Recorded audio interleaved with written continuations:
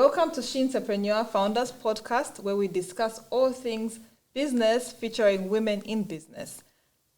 I'm your host, Inota Cheta, and I'm the founder of She Entrepreneur. Okay. Hello once again.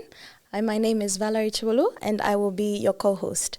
Ladies, thank you so much for joining us. We are honored to have you here today. I know you've taken time out of your busy schedules. Running a business is not easy, so we're going to just dive right into it. We want to know a little bit about you ladies. Who are you? What drives you? So right now, before you tell me about the business, you tell us about the business, we just want to know who you are personally. Please, Sarah, go right ahead. Hi, my name is Sarah Marco. I am, is that word proprietor? Yes, please. I didn't want to use the C word. Yeah, I'm a proprietor of Royalty Makeup and Hair, and Royalty Bridal Store, and Royalty Event Center. Okay. Yes, like you've introduced, I'm a woman in business. And I'm honored to be here. Thank you so much for coming through. Yeah, thank you so much for having me. Hi, my name is Chilekwa Kasakula Chipulu. Outside being a businesswoman, I'm a wife. I'm happily married. Love to say it. I'm very big on God. So besides being a businesswoman, I'm a Sunday school teacher. Okay. I fellowship at Miracle Life Family Church. Okay. And I'm currently studying at Rema Bible Training Center. So faith is a very big part of my life. And as I mentioned, I'm a Sunday school teacher. So I love children. I'm currently fostering 2 kids, boy and girl, aged 12 and 14. And yeah, I would say, to sum it up, like, my faith is what really has me grounded. And I try my best to keep my life balanced. Yeah. Okay, thank you. I know that the reason we are seated here is because we, as She Entrepreneur, believe that women-led businesses are taking the Zambian economy by storm. And we want to know what it is that you are doing specifically in your businesses individually, and why did you decide to take entrepreneurship? I know there's probably the educational background. I know that Chilekwa, you're an accountant by profession, and Sarah, you're a nurse by profession. So what made you decide to get onto entrepreneurship, and why specifically that part of entrepreneurship? Okay, we can start with Chilekwa. Okay, yes. I'll go first. As you mentioned, I studied accounting, but I feel like accounting was, you know, that thing you give your parents when your parents say go to school and you say, okay, here's your paper. I have not practiced accounting since I started. I mostly just did marketing jobs since I did. So I was in the workspace for about 7 years before I became an entrepreneur. And one thing I can say why I chose the entrepreneur route is I think I needed more control over my time. And even though I studied accounting, I'm very much a creative. So I really wanted to just jump on that creativity and just use it. Yes. Because, you know, it was just there and it was just burning within me.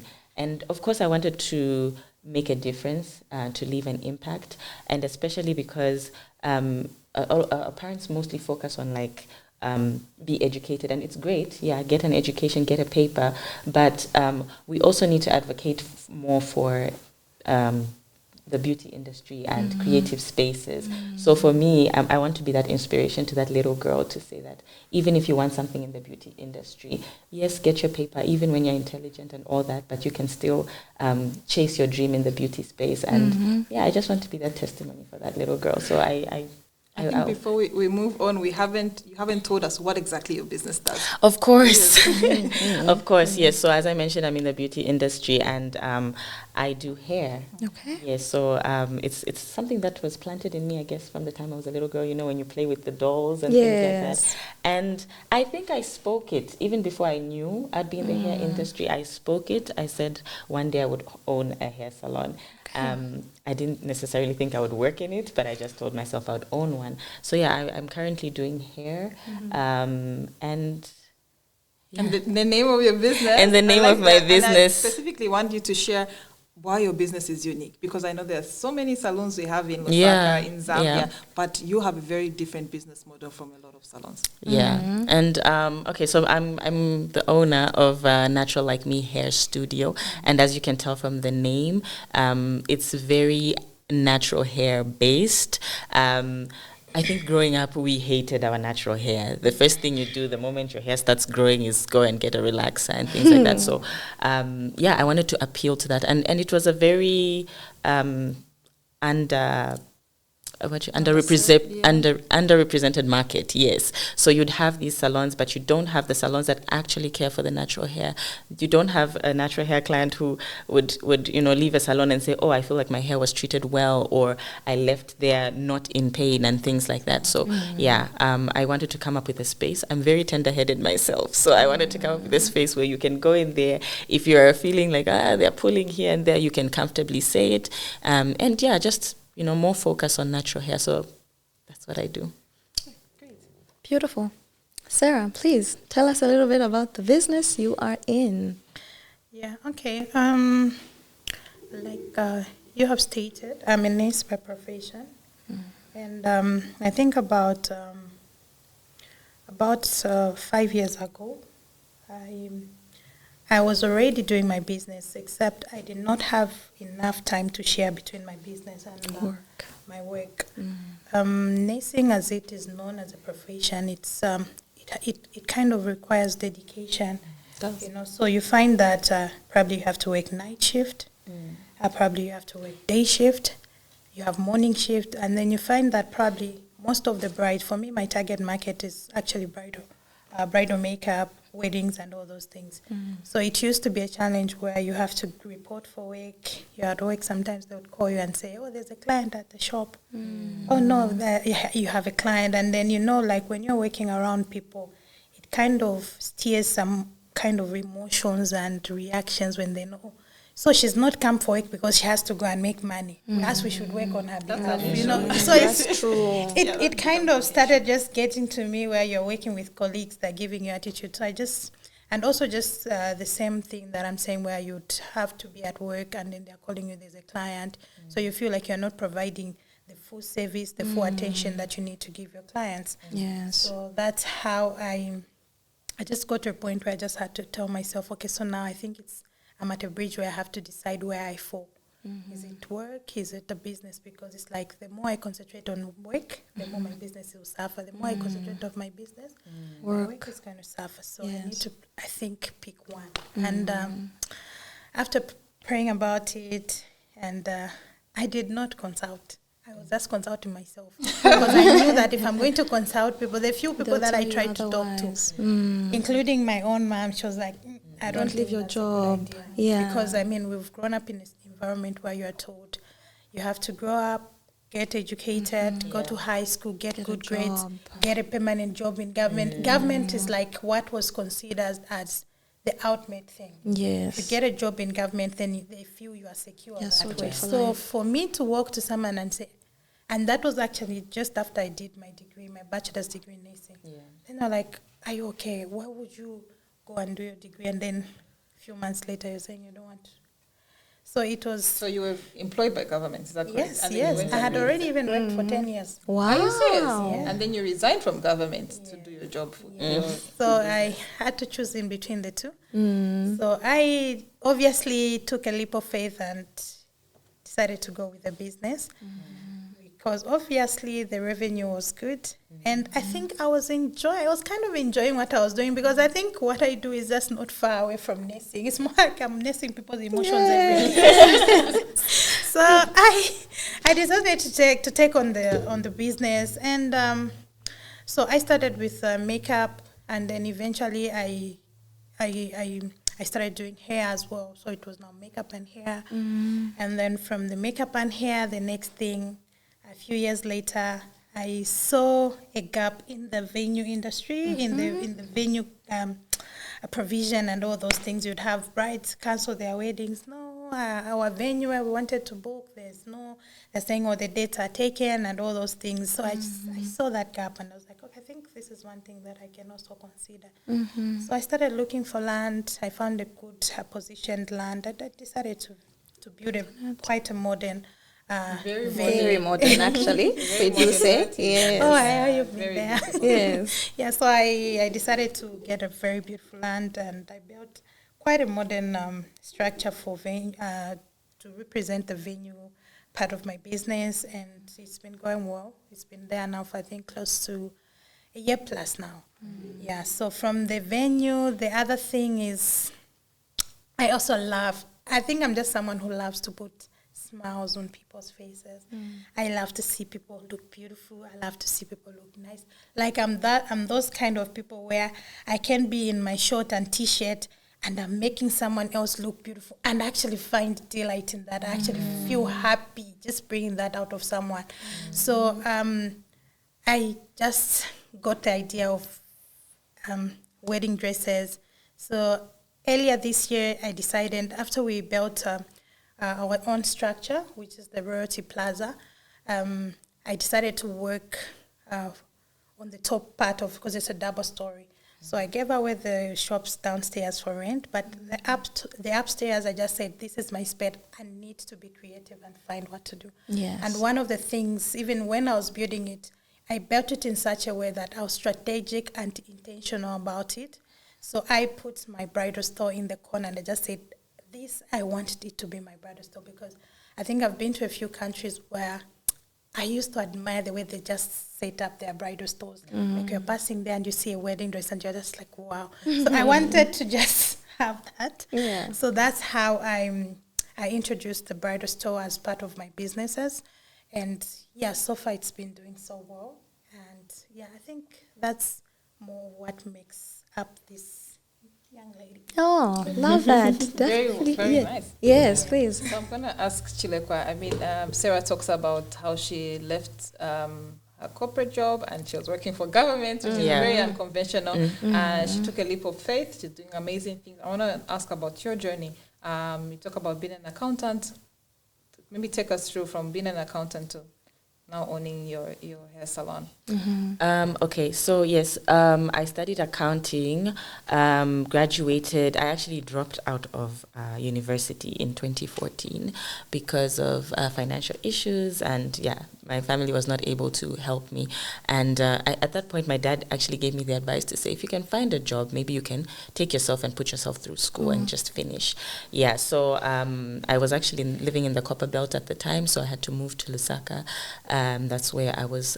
So at that point, it was really hard to find accounting jobs because everyone was doing accounting. I was doing ACCA to be specific, but there were other people doing Zika, CIMA, and all these other types of accounting. So the market was very saturated. And I told myself, if I'm going to go the accounting route, I will probably never find a job. So whatever job was there for me, I would take it. I'm very good with my mouth. So my first job was a marketing job. It was actually on phone, and it was a sales job as well. So I went the sales route. That's actually where I met my husband.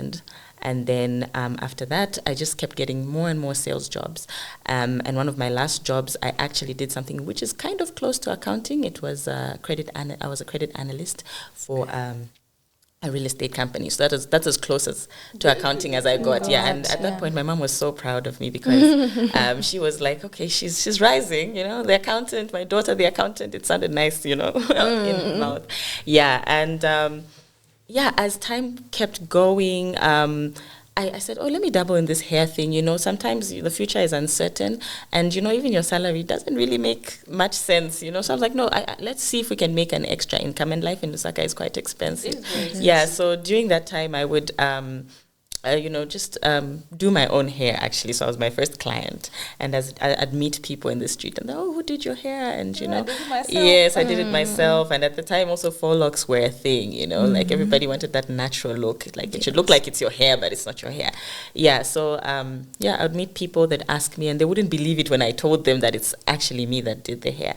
So that's how I'd get my clients. So every other weekend, I'd have clients. So when I'm working during the week, the weekends were for doing hair.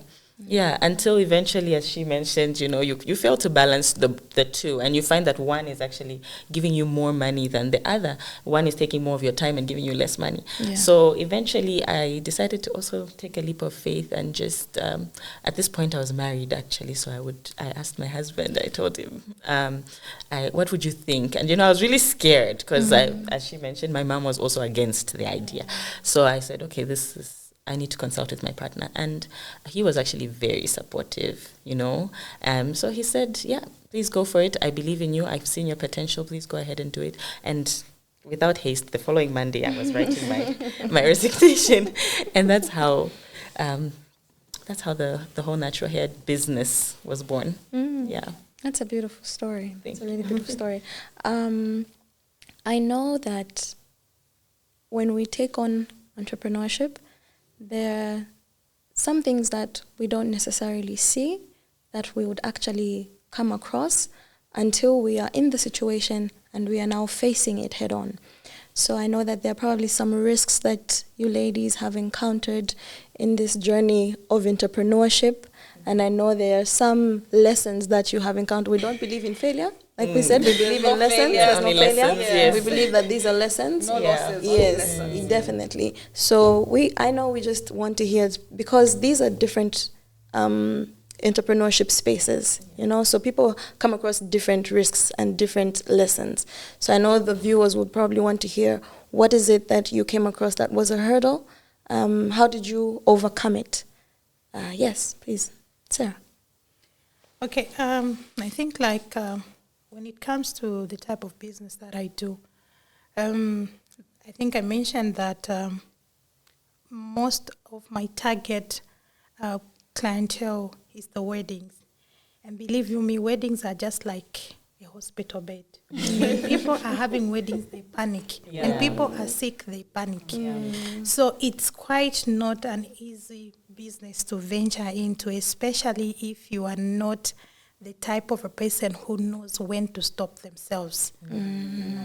I've had situations, and I think, let me also just mention, like in our Zambian space, I don't know if it's Zambian or African space, but I think I've been to some other African countries where people really respect time. One of them is Nigeria. In Nigeria, you book with them and you tell them, my appointment is at 10. You don't show up at 10:02 or 10:05. They cancel it. They don't refund you. You've lost out. But we are in this space where people don't respect your time.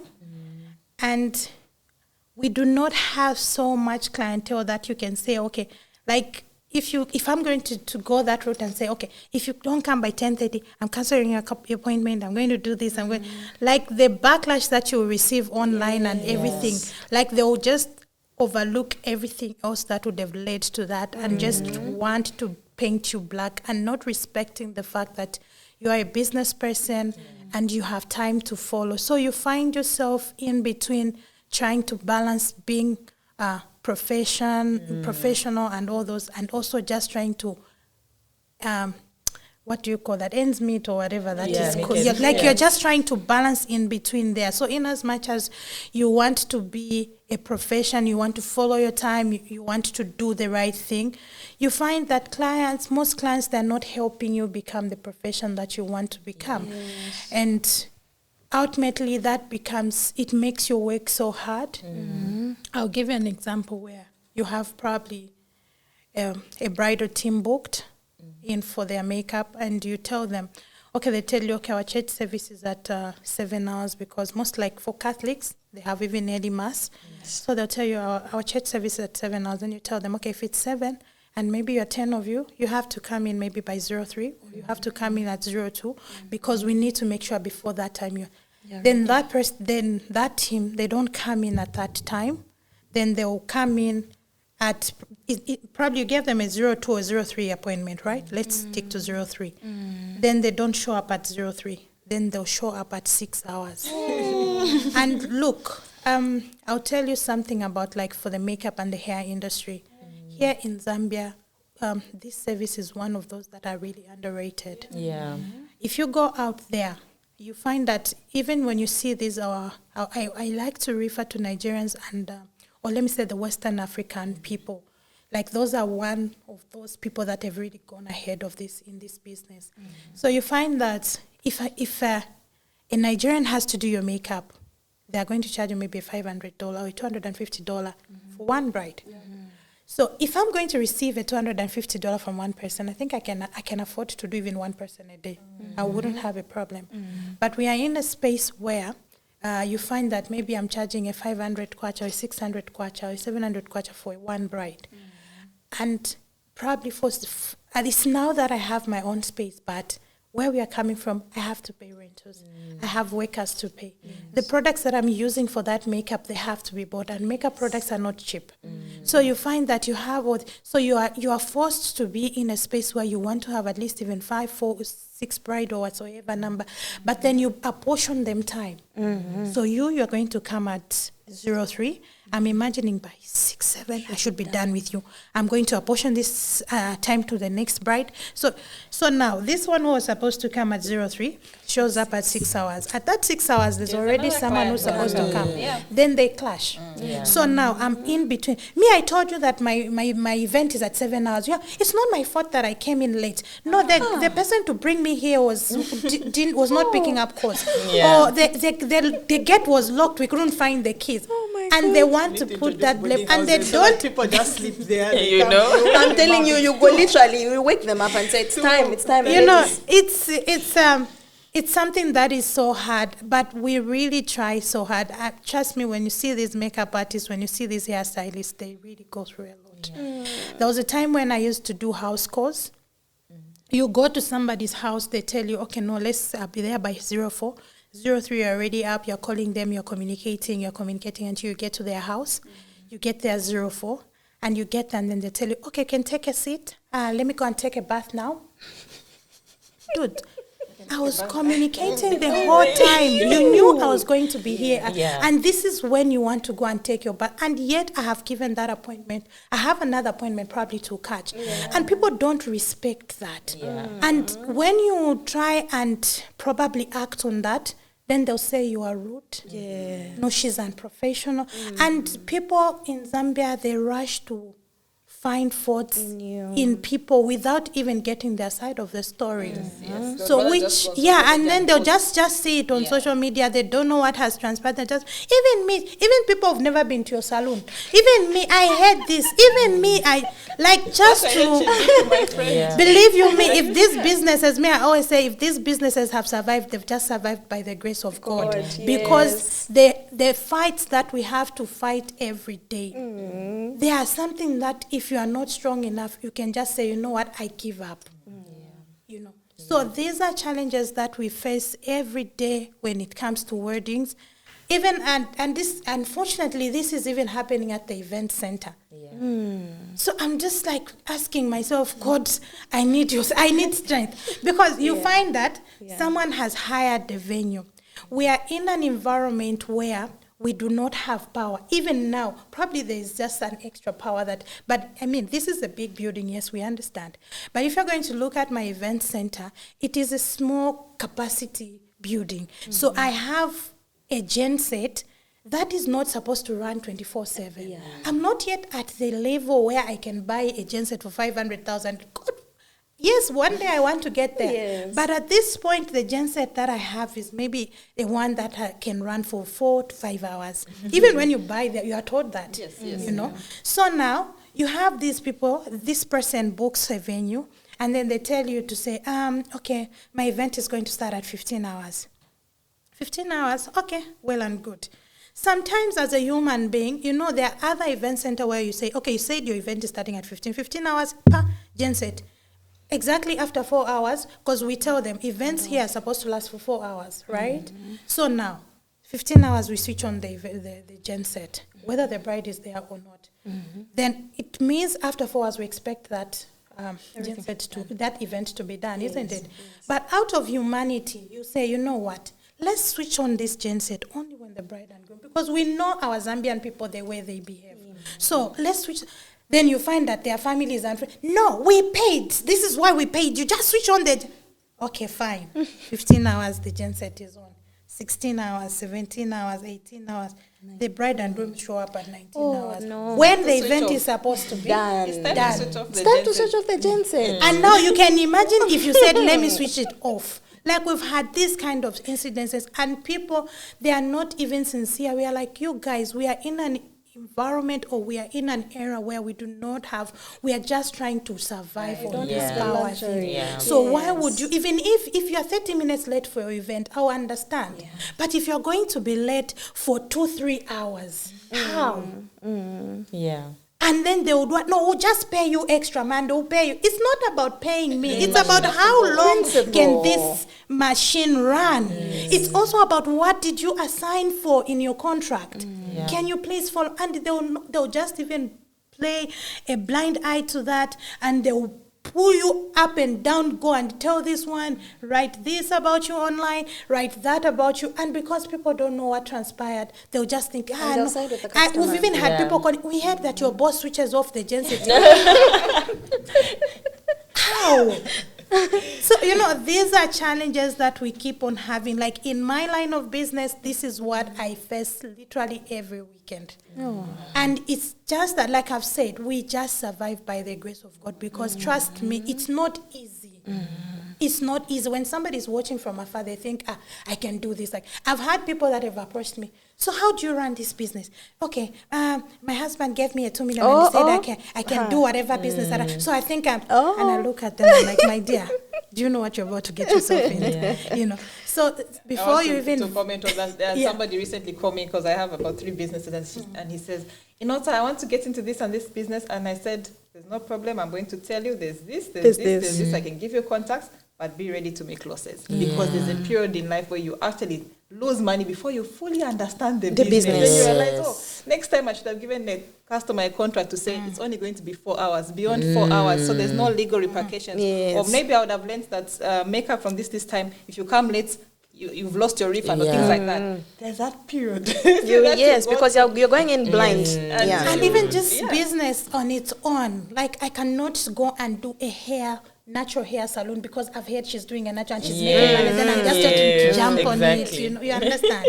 Like, you need to really evaluate a market if you want to risk into it, because every market is actually a risk. Yes. So those are some of the losses that and lessons that we have had to learn the hard way. But of course, like you're saying, it's always a learning process, and in the end, you get to learn. Okay, so probably for the next client, we should do things this way.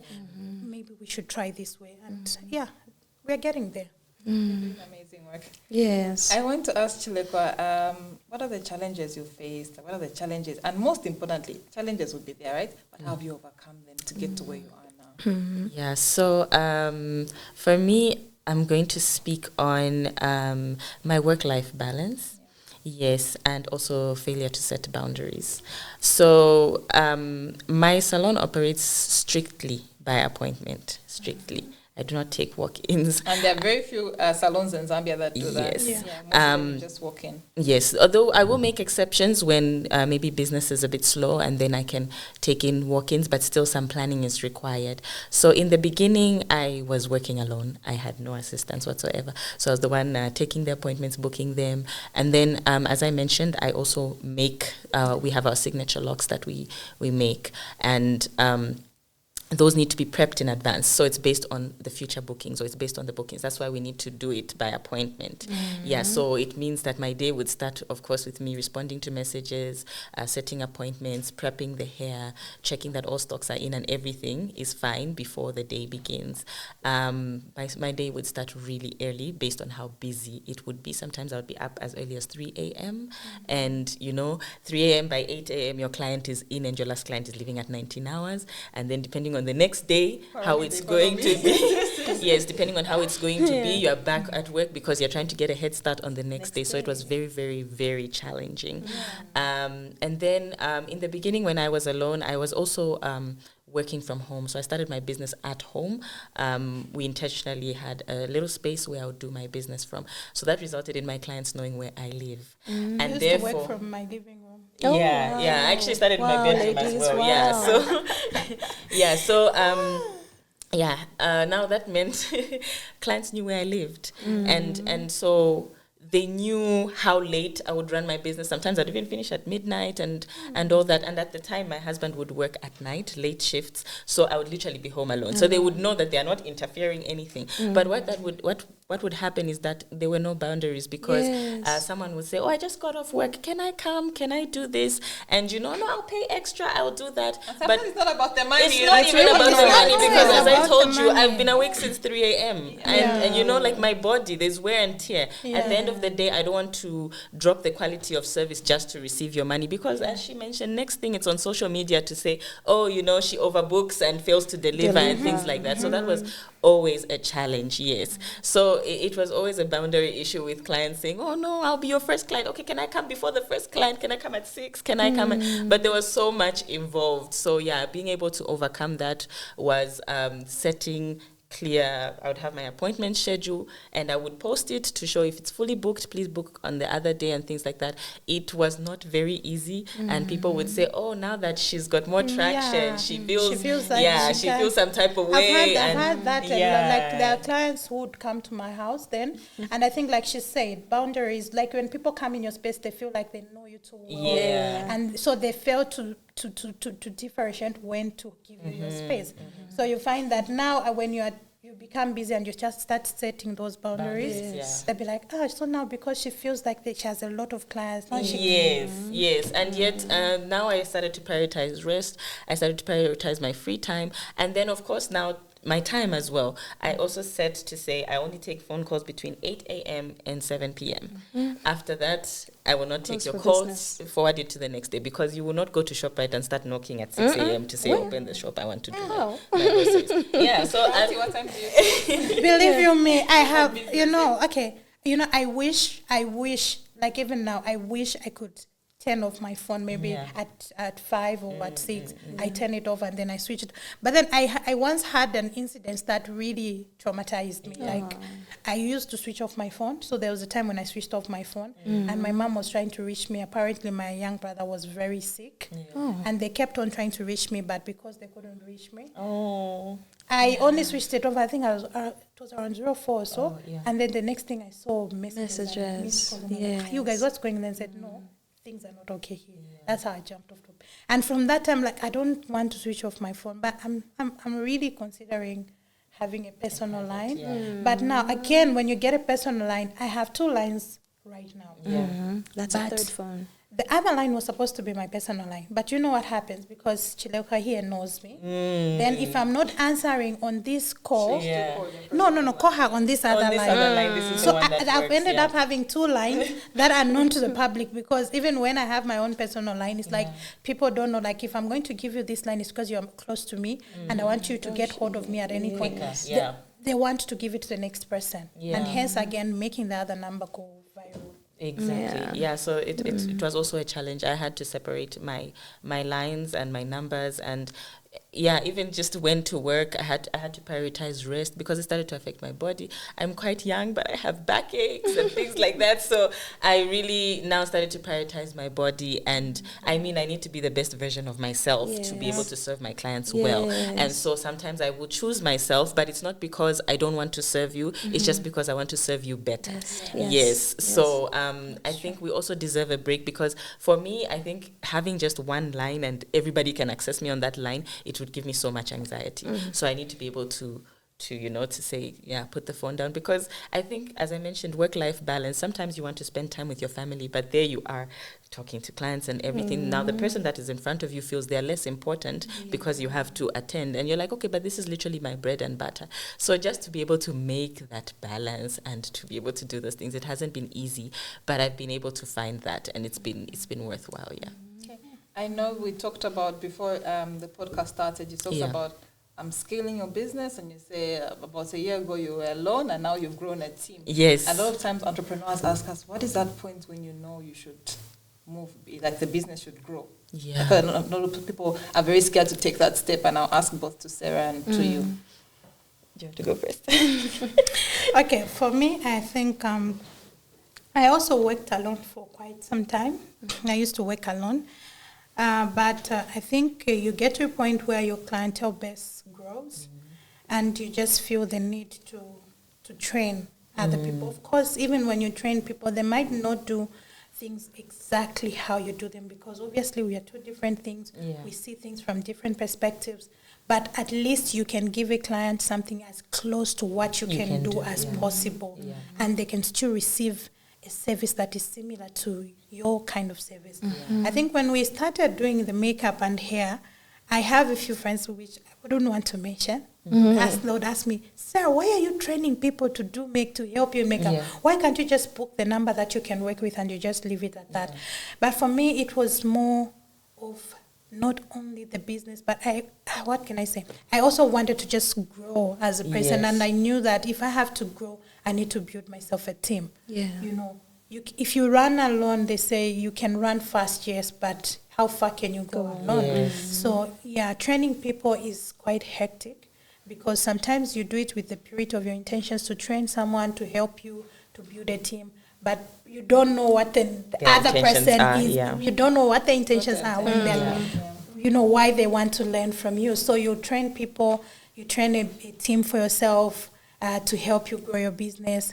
And then the next day they'll tell you this person has not come for work. They stop picking your calls. They don't have this. And then, you know, they go and start offering you kind of service at a cheaper price. And then they'll even start telling your clients, yes, don't call her. If you want to have your makeup, call me. I'll come to your house. You know, like, look, you have to follow her. Me, I'll actually be the one to follow you.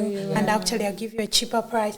So it's challenging, but we always have to just trust God to give us guidance and to help us maintain the people that we have. Because, I mean, for you to be able to train someone is because you're investing in them. And if you're going to invest, what is an investment if you're not going to get results out of it? Yes. You know. So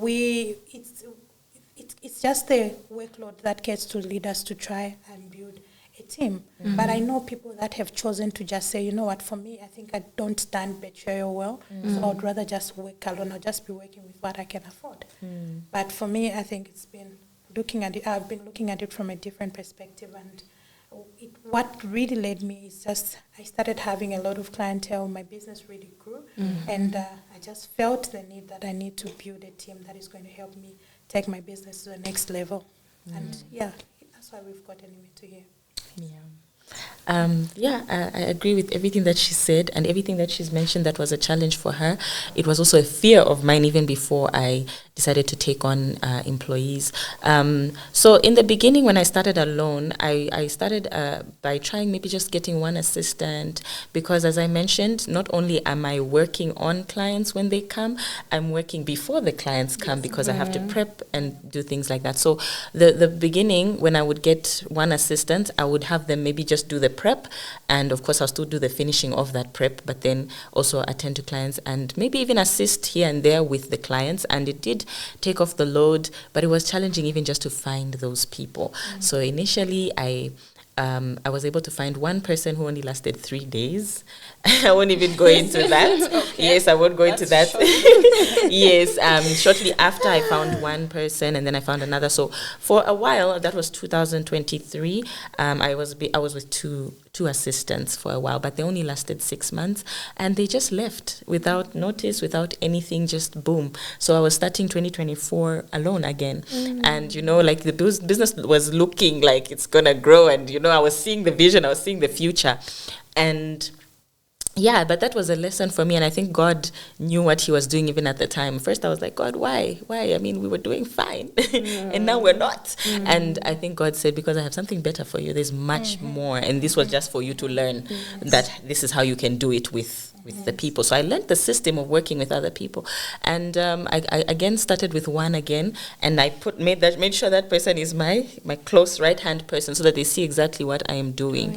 Yes, and you still find yourself in a space where you're fully booked, you know, even as you are getting more people, the demand is still going. It's still going. It's still going. You hire more people and it's still going. It's still going. It's still going. That's when you know, because at that point I was even still working from my house, even with assistants. And I would get calls even from, I have some salon owners who are my mentors as well. There's Chanda from Natural Curls Salon. She's my biggest mentor. She's like a big sister to me in the business. So she would call me and say, Chilekwa, you need to expand. You need to move out of that house. And we all started. And there's always fear. Like, she's like, it is time to move.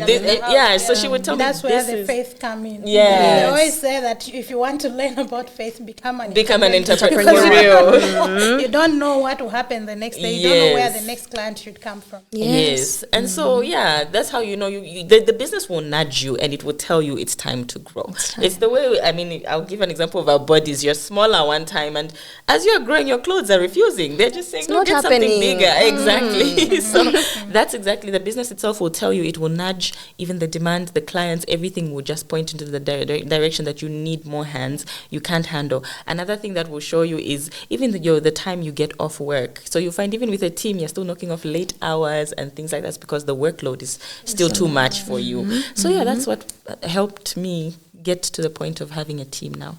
Okay, lovely. You ladies have shared some very, very interesting stories. And, it's amazing how businesses have different stories to tell and different challenges. We could be doing the same type of business, but our challenges could be very different. Your stories could be very different from mine. And I really do enjoy the fact that every woman in business has her own story to tell.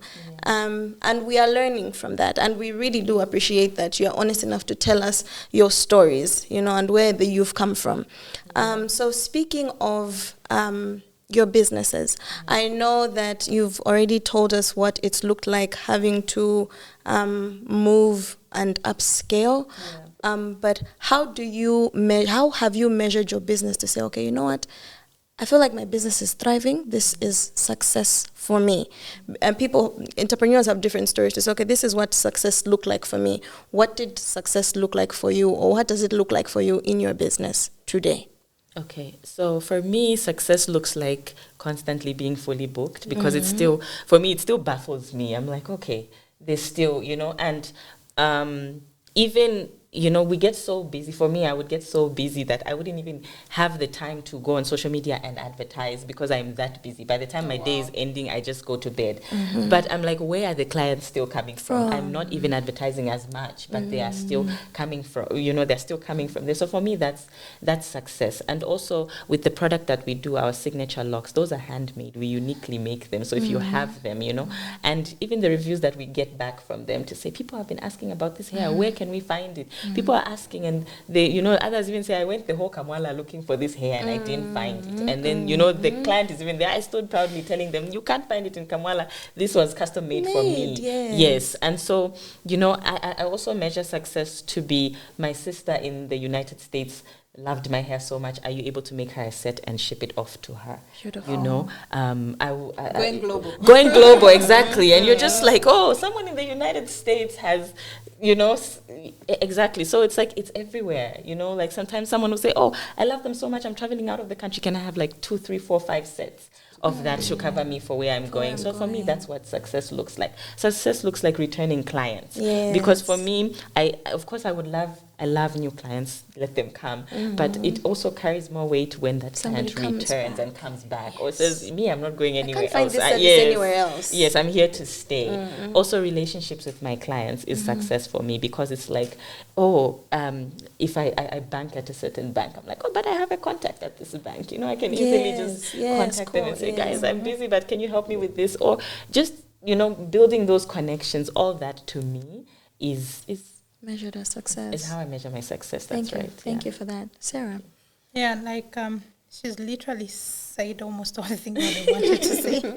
So maybe just to add on that, I think also success comes in when you have, I'll give you an example. There was a time when Ms. Ngameru calls me and she tells me, I'm inspired by you. I'm like, wow. Woman, do you even know who you're talking about? Yeah. Do you know how much I would actually kill to just be next to you so that you tell me even just 2 hints of how you Exactly. Yeah. So that for me, it shows me that, you can be doing your business and there are actually a lot of people that are looking at you and actually clapping for you. You might not even see them, but they are clapping and saying, go on, girl. And that for me counts as success. Yeah. There are many times that I'm going to say, I've had people meeting me and they're like, you know what, you inspire me. I'm inspired by what you do. Yeah. For me, all those are success stories because if I can touch a life out there, for me, it's really a great impact because then I know that I'm positively impacting somebody's life, and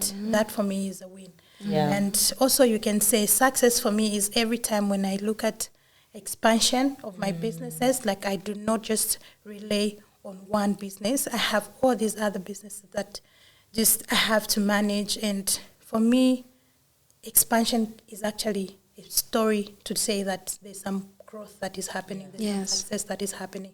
So when I look at everything that I've achieved, even just in the past 5 years of my life, since the time I quit my job to now, I think I've really pushed, and it's really been growing. So that's success for me. Yeah. That's amazing. That's really amazing. I know before I ask any other question, Nota, do you have any question you'd want to ask? No, over to you. Okay. I know that there are a lot of people. I'll always ask this question. It doesn't matter how many times I ask. We want to know what advice you would give somebody who has the idea of getting into entrepreneurship. I will always emphasize, it doesn't matter how many times it's answered, people must be always ready to hear that it's your dream, it's your passion, you are hungry for it, you need to start, but how do I start? What advice do you give that person seated, watching this, listening to you speak and saying, oh, I definitely want to grow my business and scale up like Sarah has or like Chilekwa has? What would you tell those and people? Maybe to add to what Valerie is saying on the advice part, what would you tell somebody who's starting? But also, when you look back, what advice would you have given yourself had you known what you know now? Yeah. Because sometimes, like I had a moment yesterday with my business partner, something to do with packaging. We're like, I wish I'd known this 5 years ago. I wouldn't have spent so much money, and you're paying and realizing, oh, we can actually just go to that supplier. I don't need to buy 1,000 packages. He is allowing 100, and that's going to free up my working capital and things like that. What is the advice that you look back and say, if I'd known better, I would have done this? Or if someone is starting, this is the advice I'd have wanted to have received. Yeah. Me first? Okay. So advice to an entrepreneur. Don't look at the process. Look at, trust God. For me, I'm a woman of faith, so I believe in God, and I don't know how anyone can do entrepreneurship without faith. Yes. So as a believer, if you are a believer, just trust God. Don't look at the process, just trust in Him. If you are not a believer, you can trust the process, but I still recommend God. So try God. If you're not a believer, try God. Yeah. Because why I say don't look at the process is because not every business will start the same. The start of every business doesn't look the same. Not everyone will have the grand opening or the aesthetically looking place or the loads of capital, maybe from relatives or just even in form of a grant. Some of us are building literally from scratch. Some of us are coming from zero generational wealth, and you are the one building the wealth. And some of us still come from places where we are still supporting the families we come from, even the families we are currently in. Yes, so you cannot compare your process to the next person because you don't know where they're coming from. So I remember when I was starting out, I started in my house, as she also mentioned, and people would say, you have the talent, open the shop, do this. And at that point, God was also speaking to me. And God says, stay right where you are. Right now, just use your talent. And I think, can I just cut you short just a bit? Yeah. You need to be careful and know when God is speaking. Exactly. And when it's not the voice of God. Yes. Because people can mislead you. Yes. They can mislead you into jumping. You can be competing with someone who is in their exodus, and you're just in your genesis, and you want to compete with them instead of taking notes from them. So you need to be, because I remember when people would be, no, you need to do this, you need to do this. And sometimes they would rush you into, you are not yet there, you are not yet there. Exactly. Be patient with yourself. Yeah, that's actually the point. No, thank you for that. Yeah, that's actually the point, because the advice will come. There will be so much unsolicited advice. And, so at the time people would say, no, why don't you move out? This is the type of talent we see in salons, open a shop and things like that. But for me, God told me that was not the time. And sometimes people would say, no, when are you going to And I would say, I'm waiting on God. And they would literally laugh. They would literally, what do you mean you're waiting on God? But when the time came and God said, okay, now is the time. Actually even It feels made right. it made so much sense. Everything fell into place right when it should have. Everything felt so easy. Even when you're seeing, that's the day I'm supposed to be opening the salon. I don't have shelves. I don't have chairs. The day comes and the shop opens and you have your shelves, you have your chairs. Exactly. And yeah, so advice to myself when I was starting out is pricing. Don't price to match the market. Because when I started, I said, how are these other salons, how much are they charging? And that's what I was charging. I was saying, oh, that's what everybody else is charging, so that's what I'm going to charge. But I feel like you need to charge your worth. You know how much time and effort you put into that. And when people see it, those who value what you put into it, will come. Because sometimes you'll think, oh, this price is going to chase people away and things like that. I've stood on my prices. I don't give discounts anyhow, and it doesn't matter who you are, you're going to book the same way, you're going to pay the same price. And for me, I feel like, that's the biggest advice I'd give to myself. Don't downplay everything. Let me tell you something. I'm sure you've seen these micro shadings that we're doing. Yeah. I always have people. There are even people who have guts. Just for the who would call you and watching, say, what is micro shading? Yes. It's the eyebrow thing. Yeah, like, Permanent like eyebrows, the way your eyebrows are, and then you make them semi-permanent, so they get to last like maybe 3 to 5 years. Yeah.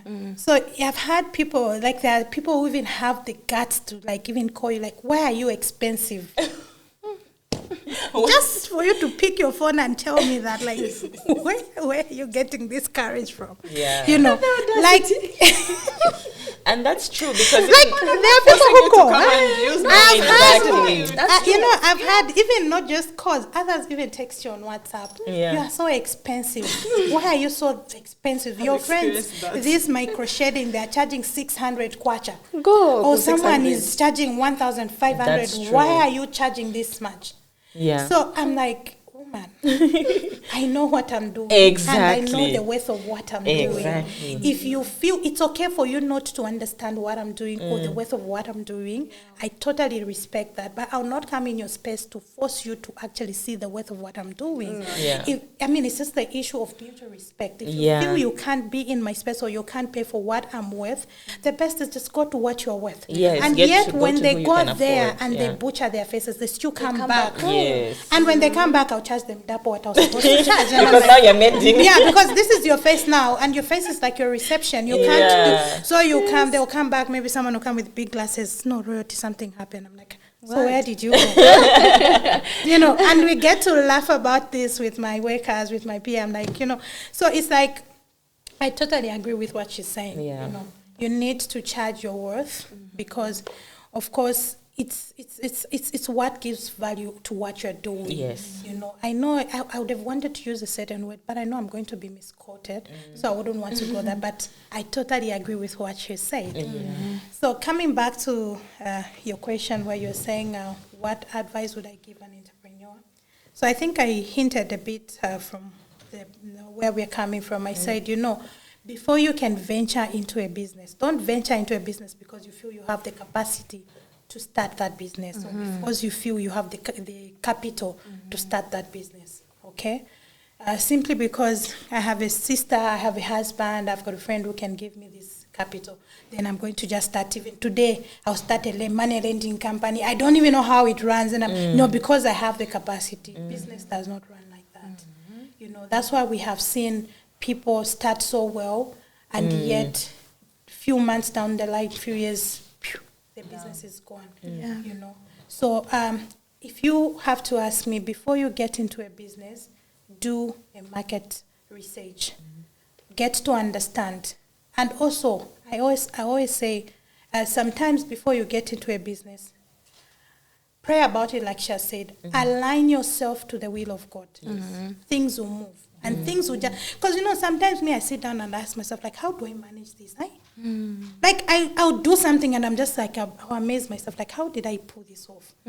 Sometimes even when I tell my friends my ideas, I'll tell my friends, like, okay, I'm planning to do this. One of the people that I call at midnight is, I'm planning to do it. Like, Sarah, how are you going to do that? And So that's what's the the thing about plan? entrepreneurship. Yeah. All the time So people what's say, the plan? the time people are sleeping, maybe that's the time at you're the time when I'm saying this, I don't even have money in my account to pull off this what Yeah. I'm talking about. But it's just an idea that has come, and there are just certain ideas that just comes with so much strength, like they're just compelling you to do. Yeah. So you find that such ideas mostly they are in alignment with the will of God over what He wants you to do. Yeah. And once you align yourself to the will of God, everything else that you have to do, Yeah. Yes. He will give you the strength, He will give you the wisdom, He will give you the resources. Everything will just align, you know.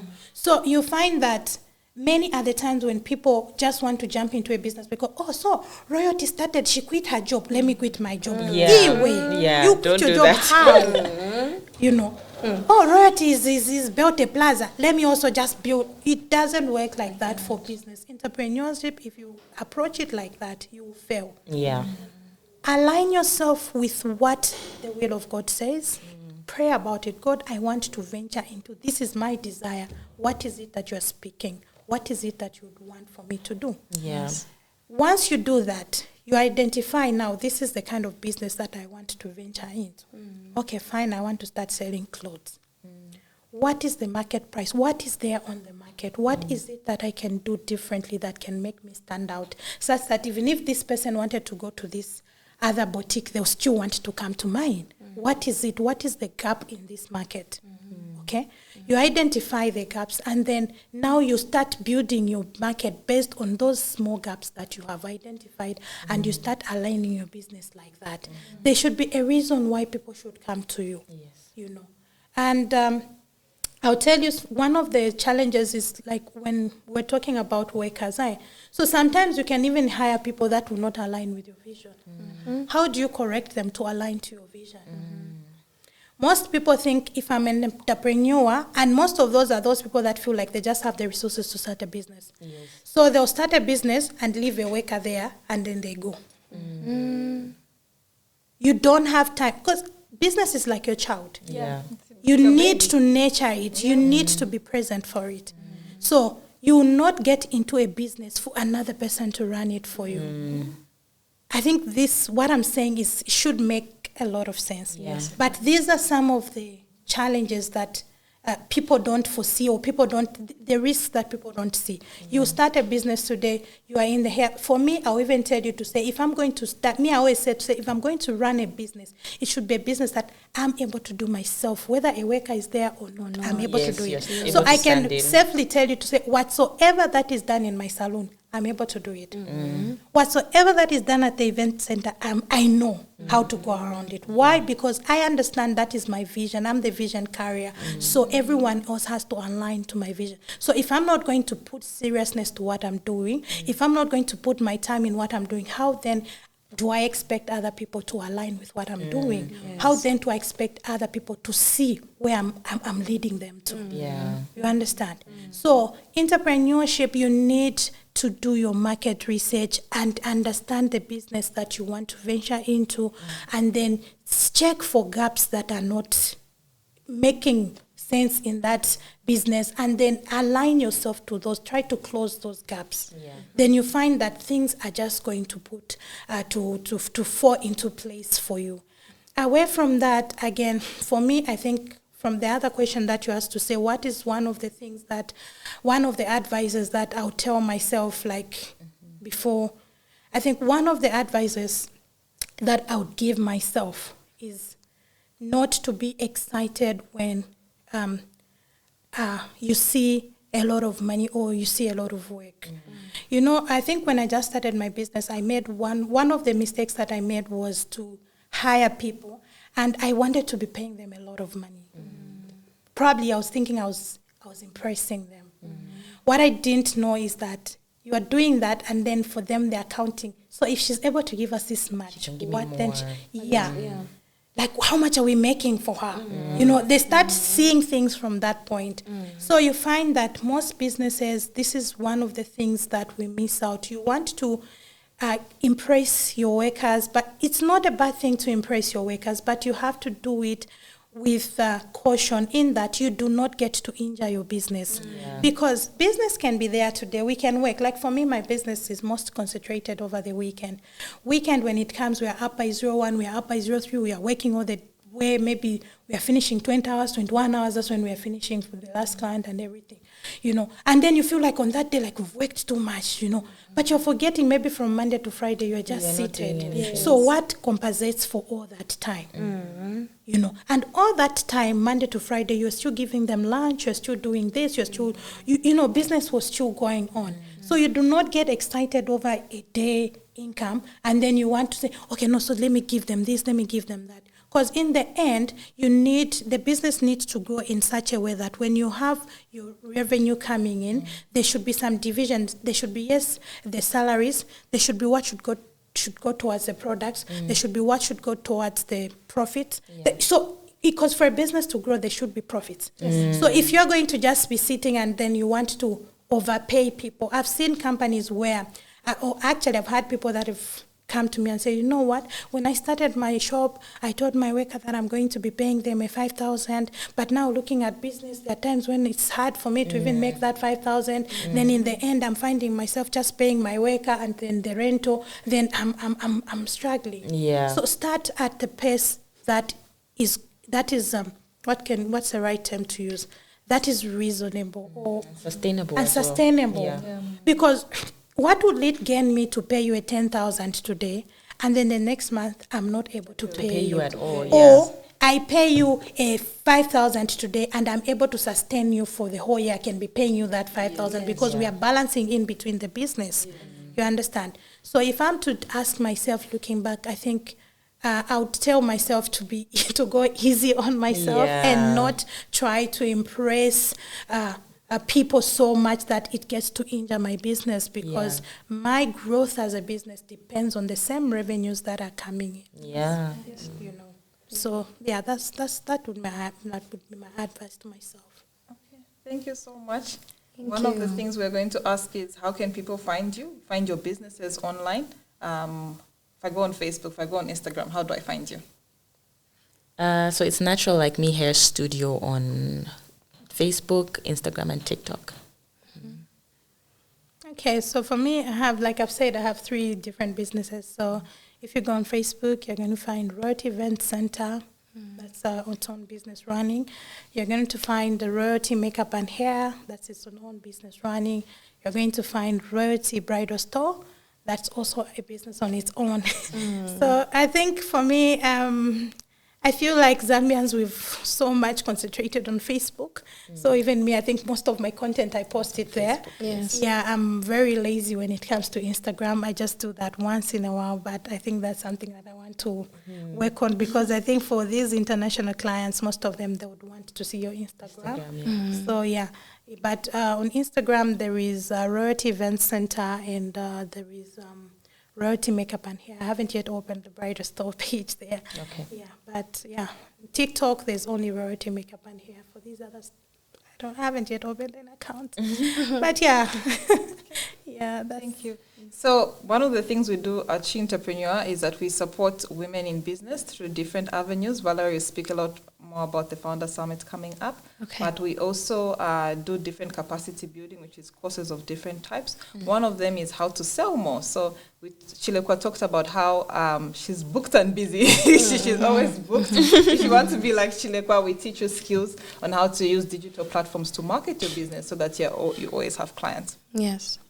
Joe, just to quickly talk about what we do as She Entrepreneur, Inota has mentioned that yes, this March we are having an event for women who are in business, and it's called the She Entrepreneur Founders Summit. So what happens is these events are made for women to come and connect and interact with women like these, who you can learn from, who you can get mentorship from, because the truth of the matter is you cannot do this business or the idea on your own. You need women who have been in the business, women who have learned a few things, and they can guide you, because the truth of the matter is, they say a wise person learns from another's mistakes. So if you can open yourself up and be a part of the network, of the She Entrepreneur Network, and learn from women such as these powerhouses who help you and make your business a driving force, because they're not only touching our lives, they're touching the lives of those who they employ. They are also building on the Zambian economy, which I absolutely commend you for. So I am saying this, you are more than welcome. Ladies, please do come through and attend this summit. We have wonderful women who are speaking on the panel. You do not want to miss out on that. Aside from that, we also believe that as a woman who's in business, you need to plan your life, plan your business, plan your family, and we are also saying plan your finances. So we as She Entrepreneur are advocating that you get yourselves something like this. This is called My Planner, and it's the She Entrepreneur Planner. It is a financial planner. What happens in this book is you set your goals, you set your targets, you make sure that every day you fill in what it is that you have done. Be very intentional. Every day you need to get onto this book, write into it what you have done, how your business has moved, and how you are seeing yourself moving on to the next year. If I have left out anything else, Inota, please go right ahead. Good to go to end the show. We're very grateful to you for coming through. You have very inspirational stories. There's a lot that I've learned as well, taking your profession seriously, but also through your profession, how have you been able to jump and then now become an employer, but still implement things that you learned through your profession, which is amazing. We wish you all the best, and we're cheerleading in the back. Yes, we are. Thank you so much. So this is goodbye from us. Have a lovely And a big thank you to UNICAF for hosting us. Oh my goodness. So sorry about that. UNICAF offers courses, undergraduate, master's, and PhD. So please, if you are looking to study, if you're looking to advance your studies, please contact UNICAF. They have a beautiful campus and great courses. Thank you. Thank you.